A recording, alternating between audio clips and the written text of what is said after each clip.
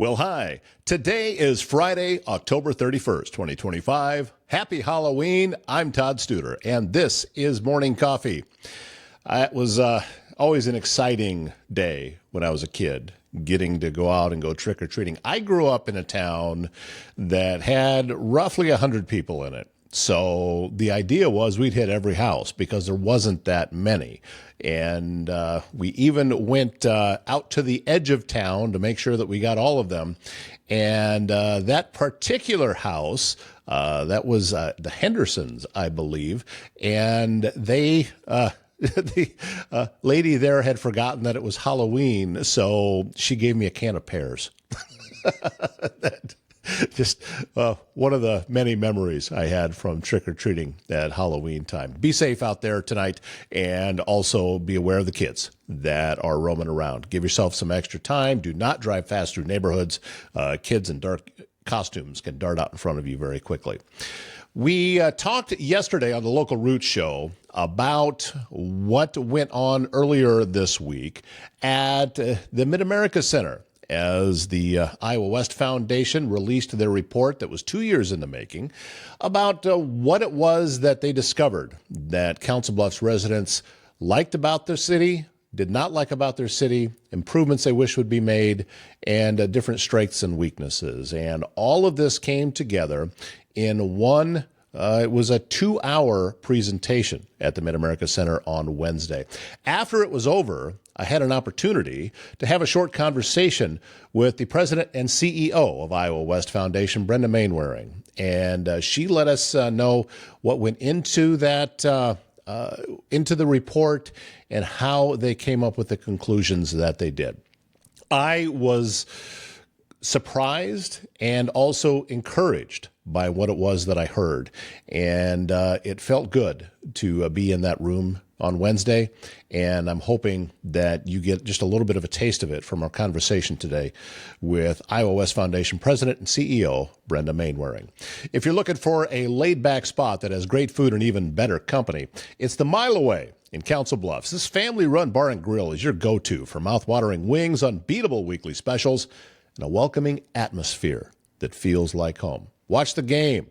Catch their burger specials on Thursday. Unwind after a long day. The Mile Away has you covered. Located on Old Lincoln Highway just north of Council Bluffs. Follow them on Facebook and stay up to date on all the latest events and specials at the Mile Away. Service Master Restored by Schmader knows it's hard to get back to normal when you've suffered serious property damage due to flooding, fire, or smoke. And you may also be left with all sorts of questions about how to get your home or business back to normal. Service Master Restored by Schmader will restore your space by offering quality and commercial, residential, and restoration services in Council Bluffs and the surrounding area. Call 402-339-9911. Talking with Brenda Mainwaring after what a wonderful event at the Mid-America Center that you had on Wednesday. A lot of work going into this report. It's been going on for a couple of years, right, in order to present what you did to about 200 people here at the MAC. Right.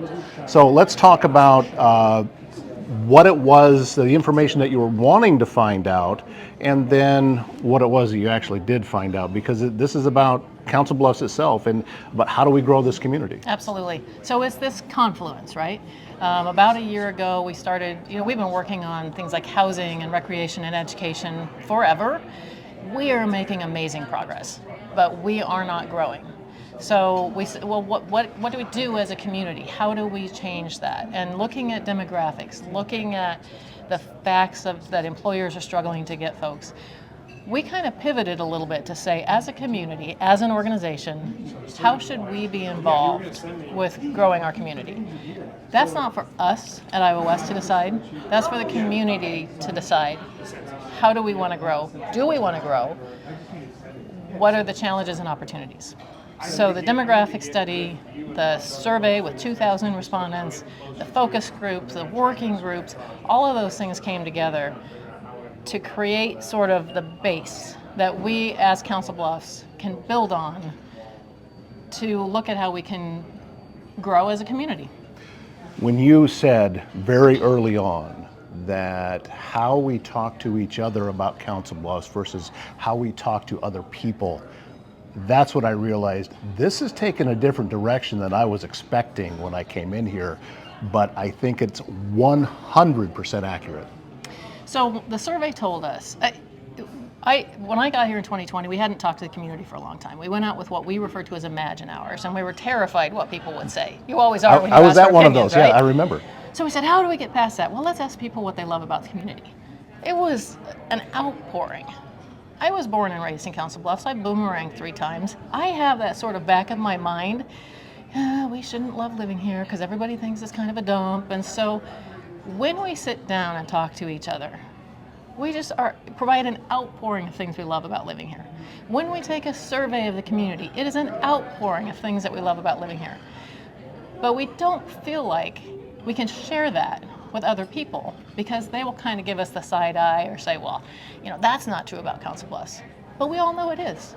We should not be willing to accept how other people define us when we know that's not right. So a lot of what we were trying to do today is give all of us permission to actually love living here. I think, too, that by doing that, and we heard keynote speaker Kylie Miller talking about this, that once we start talking in a positive way about where we live, which we already feel, I mean, just as your 100%. Survey showed, we already feel that way. Once we start doing that, then that brings our image up with other people, because other people's image of us is just oftentimes a reflection of ourselves, of what we're putting out there. We all care. I mean, we use Yelp. We use all sorts of resources to say, what do other people think about it? So if we're the ones saying, well, it's okay, then of course they're not going to say, wow, that must be a great community. If we are sharing what we really think, it's a wonderful community for close connections, for volunteerism, for generosity, for a work ethic, for natural beauty. There's so many things. The list is so long. If we start talking about those things, then all of those Yelp reviews will be positive.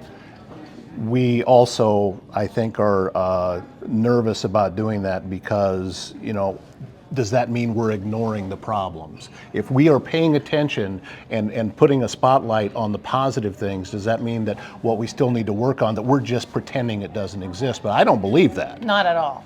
Not at all.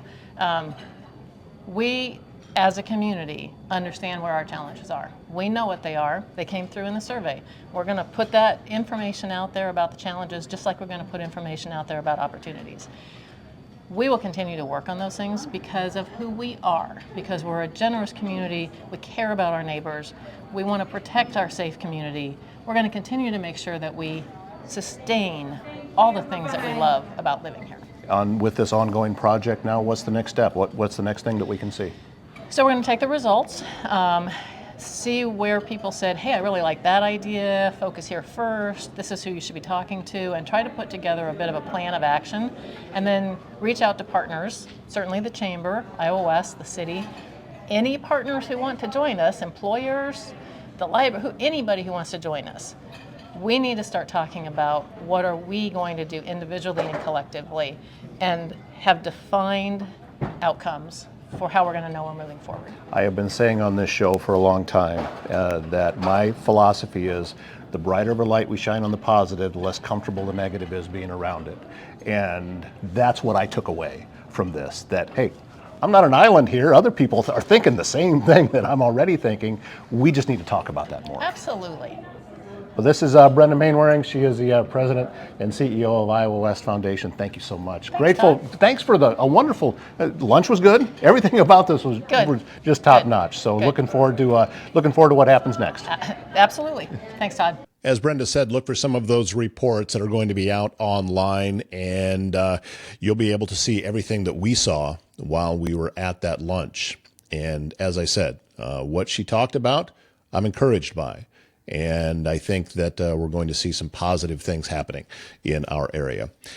S&B Country Kennel is the top spot in Southwest Iowa when you need to know your dog will receive only the best. Boarding, daycare, grooming, self-washing, training, and even a membership available to a dog park that's over an acre in size. S&B Country Kennel also has rescue dogs, So check with them about adoption possibilities. sbcountrykennel.com is the website, country spelled with a K. They're located just west of I-29 on Bunkie Avenue, south of Council Bluffs. And navigating the healthcare system can be challenging, frustrating, and time-consuming for you and your family. That's where My Nurse Healthcare in Council Bluffs steps in. Nurse advocates providing one-on-one guidance and support every step of the way. With a dedicated nurse by your side, you'll get the right care from the right provider at the right time. Visit mynursehealthcare.com or call 402-250-8465 and let My Nurse Healthcare take the stress out of healthcare. Wraps up today's show and also the week here on Morning Coffee. Thank you so much for the encouraging words. We're getting a lot more views, and I'm seeing the subscriber list growing every single day.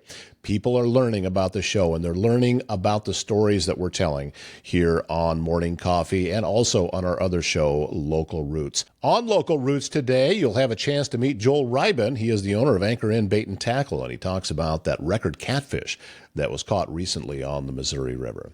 My name's Todd Studer. Have a great weekend.